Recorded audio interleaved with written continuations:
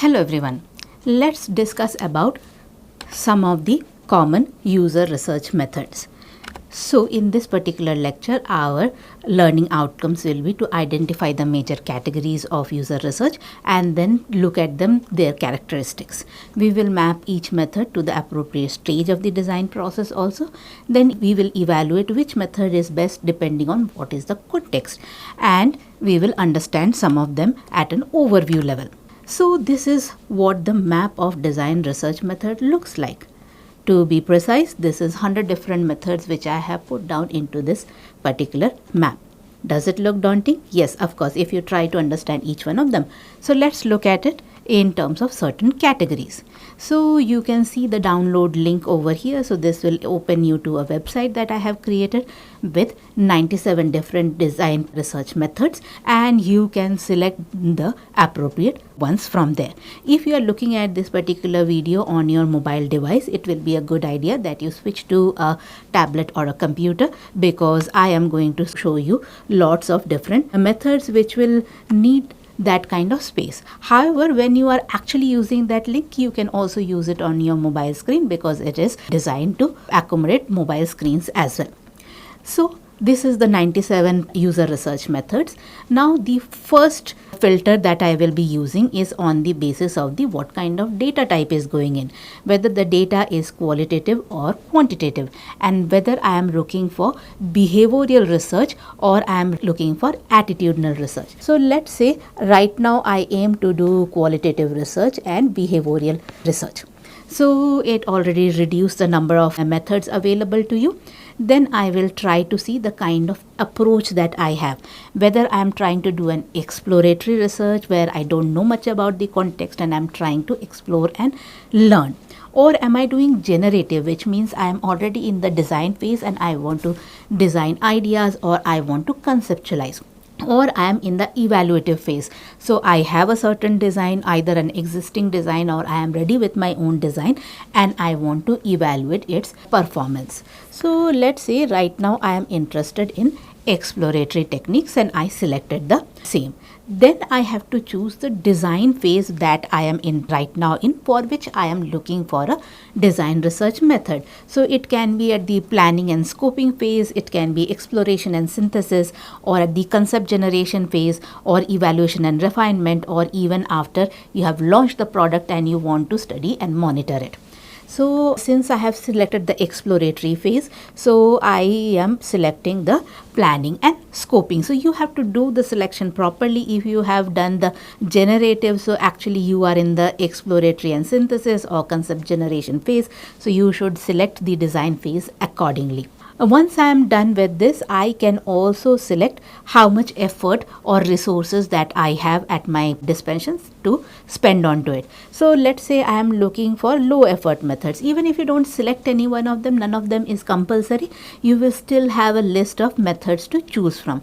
If you are able to filter down, you know all these requirements, then it just your number of choices you have to select from. So let me select low effort. And you can see that I have certain design methods available to me.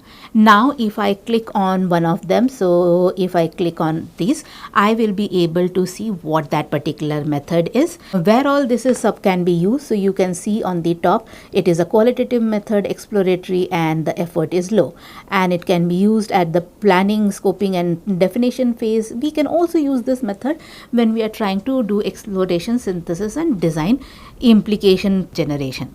And then you can see the description of the methodology, when to use this methodology, the steps that you need to follow, the strengths and limitations.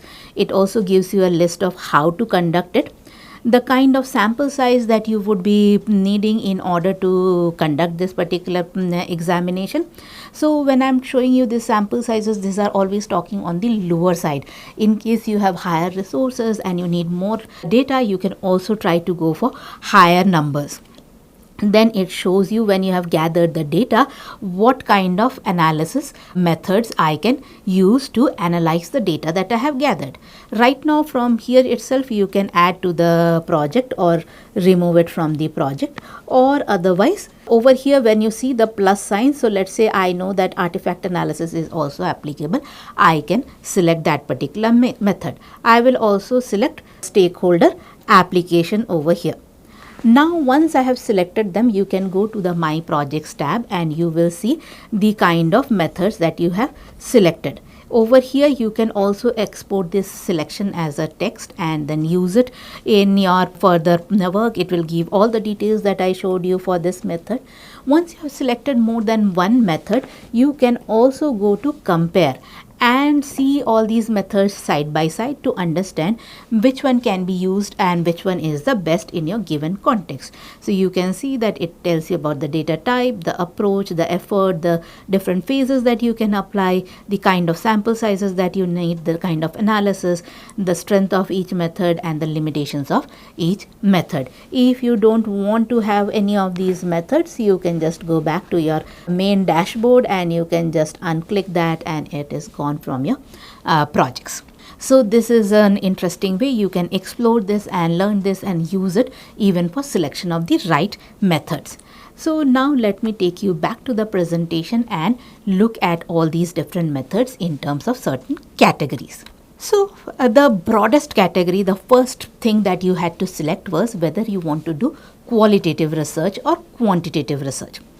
So there are certain broad methodologies that come under the qualitative methods. Interviews is one such method wherein we try to have a one-on-one conversation to explore users' motivations and experiences.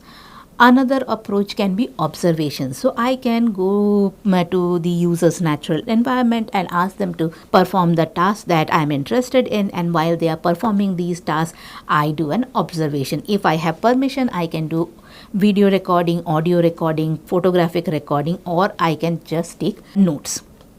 The third major category is about usability testing. When you have a kind of a product ready or you want to already test existing products for their usability, you evaluate the products by observing users attempting to do the task using the product that you have given them. Then comes an entire group of methods which are about participatory design.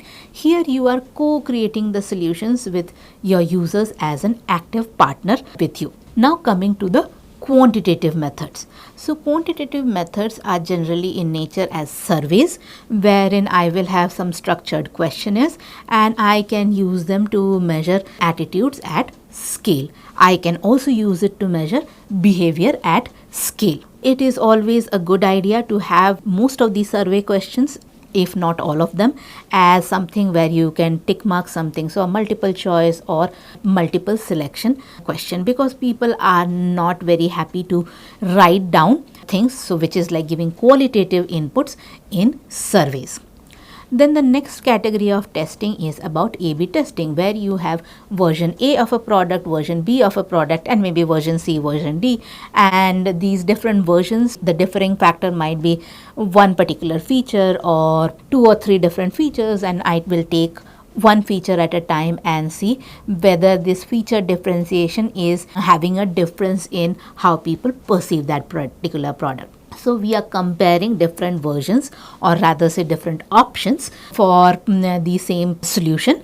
And why it is a quantitative method? Because we are supposed to employ a large number of people and then do a statistical analysis of the error rate, of how much time it takes to complete the task, and so on. Another method is card sorting. Now card sorting can be used for both qualitative purposes as well as quantitative purposes. When we are trying to use card sorting for quantitative methods, we are trying to understand users' mental model for how they look at information. So if I am living in a context where I am used to the fact that the washroom and the place for filling up your water bottle are closely located to each other, so that is my information architecture in my brain. So that is how these two places are supposed to be co-located. Similarly, if you look at a screen, then I know that most likely login is going to be somewhere on the top right corner, and when I'm trying to look for logout, I'm also trying to look for it at a similar location. If I am trying to look for an option of save, so I might have to look for home, under which it might be there, or file under which it might be there. So this is how we structure how and where information is supposed to be available in our mind, our mental model. So card sorting, when done with large number of participants, can help you in understanding what is people's mental model of how they place different segments of information in different locations. So now let's take each one of these methods and see how they work. So when are we supposed to conduct any kind of user interviews? When you look at maps that I showed on the website that I created for you, you will see there are certain variations in which I use interviews only, but with certain kind of variations. So the whole intent whenever I am trying to do this interview is that I want to understand the what and why of something. So an interview is best when the questions are open-ended in nature. So what does an open-ended and a closed-ended mean? So when I have a closed-ended question, I might ask you, did you like my lecture? And the options to you are yes, no, somewhat. So this is closed-ended. I have already given you the options and you are answering me. However, if I am doing a user interview, my intent is to know what was it in my lecture that you liked it and why did you like it. So then in that case, I am framing an open-ended question. So I will ask you, what was it that you liked a lot in my lecture? What was it that you did not like much in my lecture? So that's an open-ended conversation. So then you will start telling to me what was it that you liked and you did not like. So it helps the interviewer to explore what the user's needs are, what their motivations are, frustrations are, and what is their entire experience of dealing with a particular product. So it is best when used to identify user problems, their pain points. It also helps you in exploring the goals and expectations of your users. You can generate hypotheses for features. So I can generate this hypothesis that people will like my presentations more if it is short, and I can check this out in my interviews whether that was a factor or not. You can test concepts, different kinds of concepts, and you can also test if you already have some prototypes ready. You can gain insights which will help you in coming up with the next version of the product.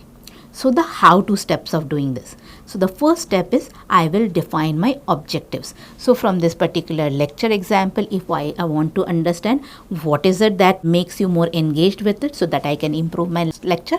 So that is my objective. If I am trying to redesign this particular pen, then I will set my objective very differently. So my objective might be, does the weight of the pen feels the right when you are trying to sketch on this digital board, and that's how I design my questionnaire for my interviews. Then I will try to recruit between 5 to 15 participants which match my user profile. I will prepare semi-structured interview guide. So a semi-structured interview guide is something where I know the broad topics that I want to discuss, and there is still a scope that you can add on some more questions. Now why I am preparing this interview guide? Because if I was the only one interviewing, I may or may not, without the guide, follow the same structure with every participant that I interview. However, if it was setting in which there were more than one interviewers, everybody needs to follow the same kind of procedure.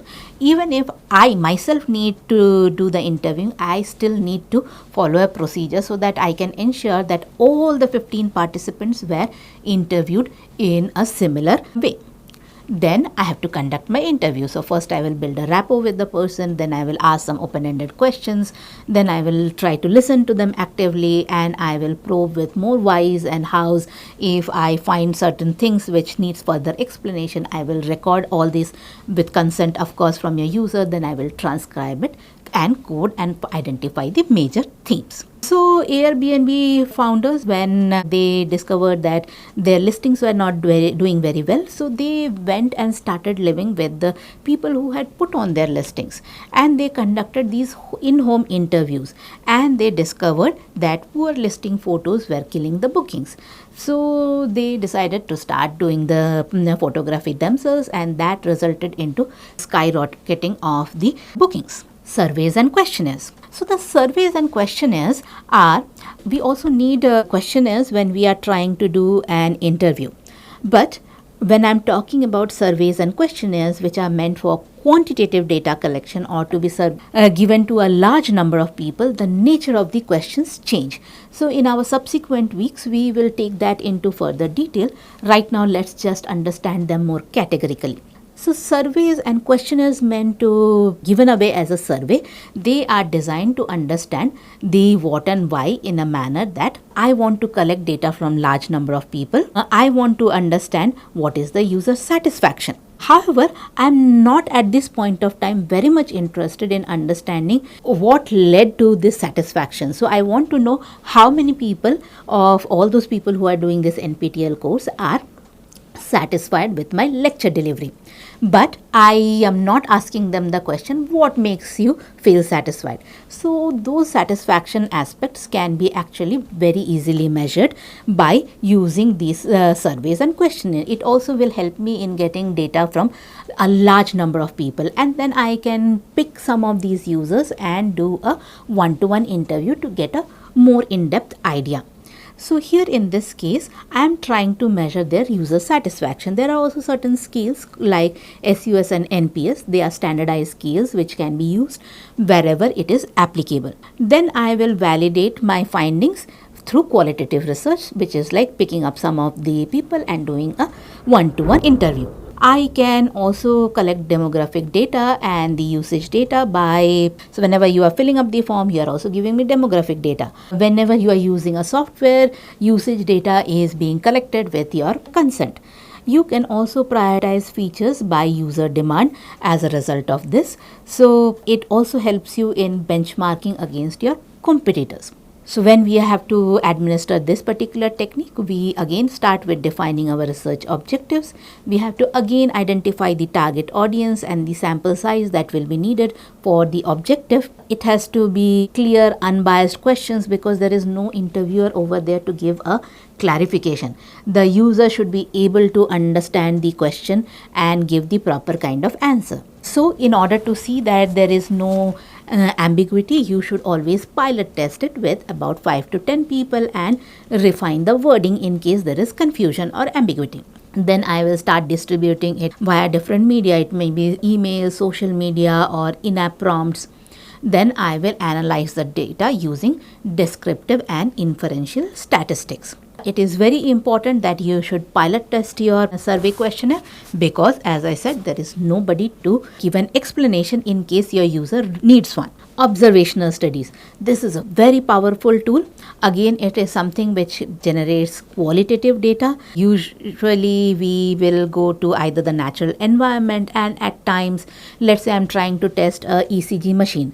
It is not really a good idea to test it in a real situation, which is like a hospital room where it is an emergency situation. So if I'm trying to test a ECG, I might do it in the lab. But let's say I want to see how a person operates a washing machine in real life situation, then it will be a good idea that I try to do it in the natural environment with all the natural distractions that they have. So in observational studies, we are watching and recording how users interact with products, services, or the environments in their natural context of usage and sometimes lab context.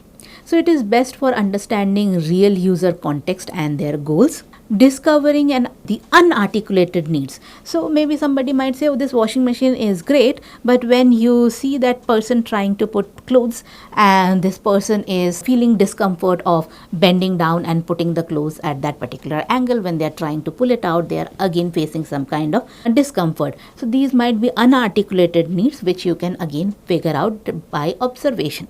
You can identify workarounds and you can the workarounds which people have come up with so that they don't have to do it. Maybe they just put a stool and a basket out there so that they don't have to bend down so much. You will be also able to identify the pain points. It helps you in testing certain design assumptions. So let's say your assumption is the washing machines are such a standard product and it does not need any kind of change. But when you go and see them in the real environment, you will realize, oh, there are so many other things that can be done with the washing machine. You can also measure actual behavior. So usually if you just ask people what is your experience of using a digital pen, they will reflect onto it and then they will say something. They might intentionally or unintentionally not report everything. So the benefit of doing this observation is you are seeing them do their activities using the digital pen and grab the information in real time. So there are different types of observations. Again, you can do them in the naturalistic setting, that is where the users are actually using the product. You can do a participant observation, so researcher joins the activity and there is an immersion in the user's world and you do it. So this type of methodologies are called as ethnographic methodologies. You can also do structured observation where you use predefined checklist and coding schemes to record specific behaviors.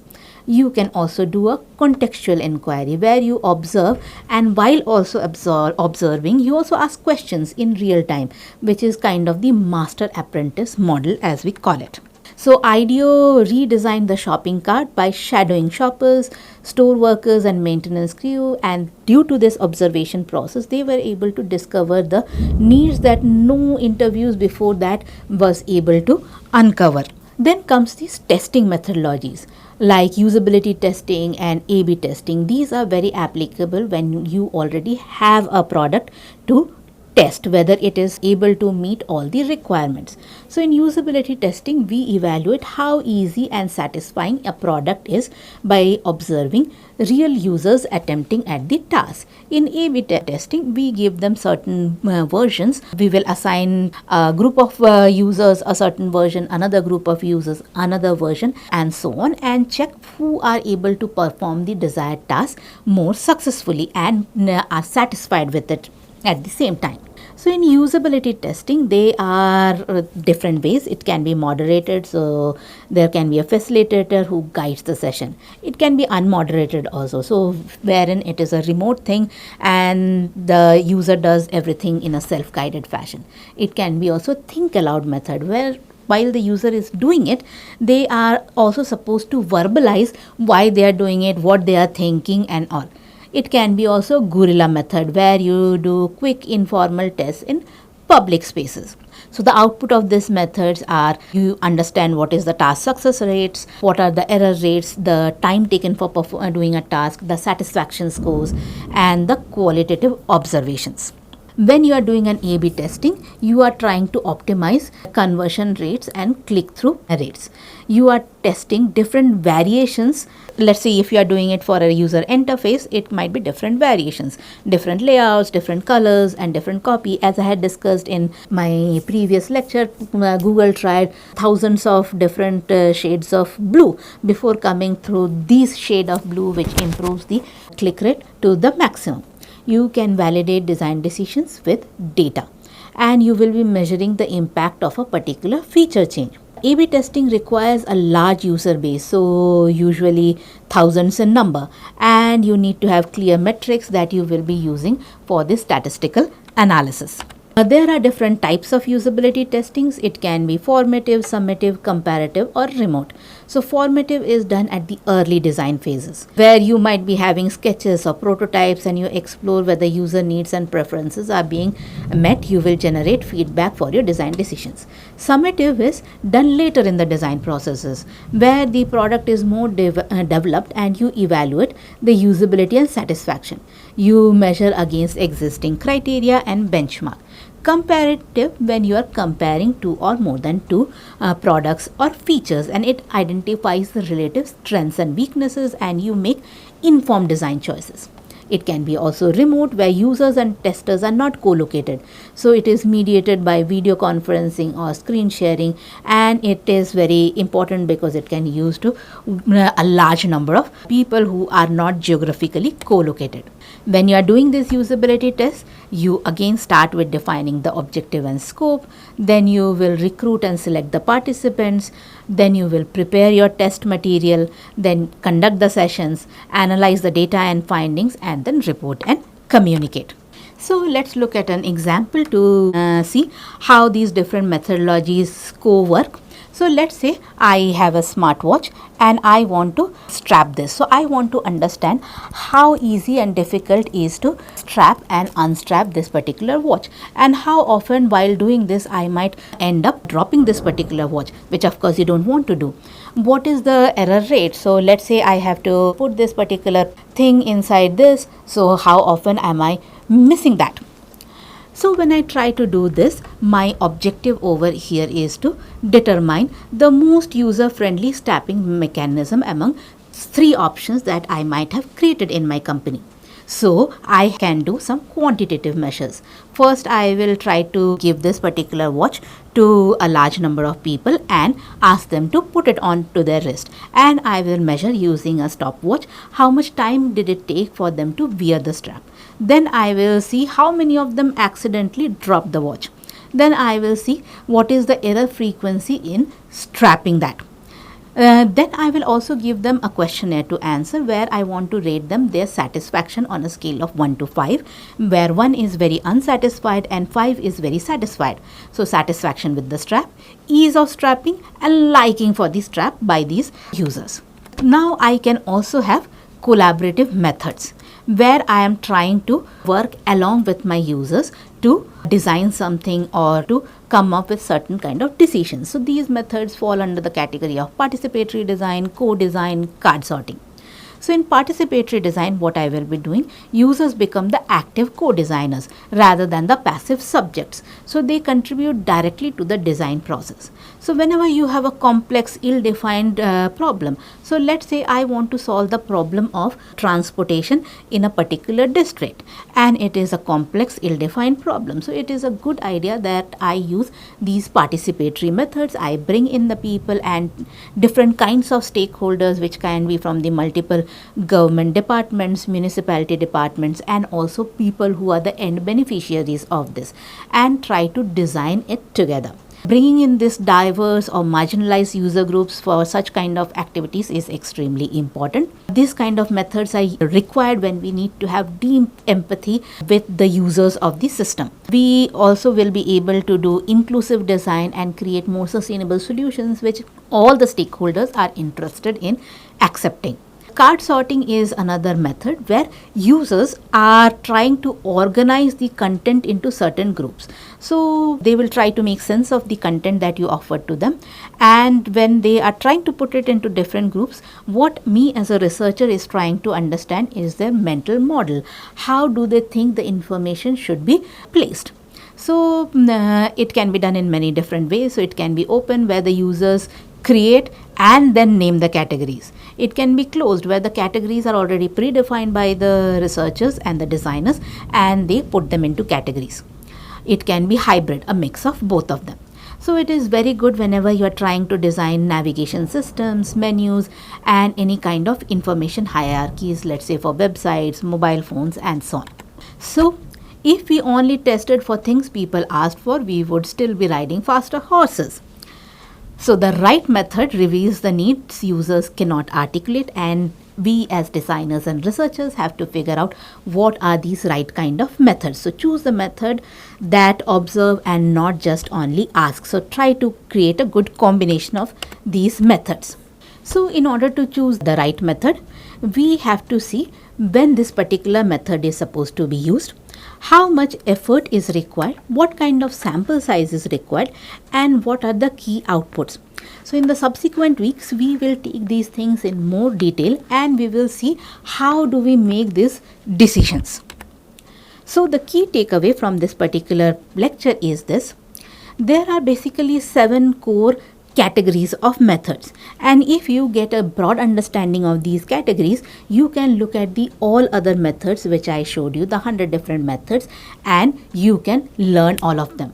So you have to match the method to the right stage, to the right kind of technique, qualitative or quantitative, to the right kind of need that you have, attitudinal data or behavioral data. Always remember that no single method is sufficient. So you will have to most likely combine 2 or more methods to get the desired results. Always remember to observe, ask and measure. So that brings us to the end of it. These are some of the references that you can look at. And thank you so much. See you in the next lecture.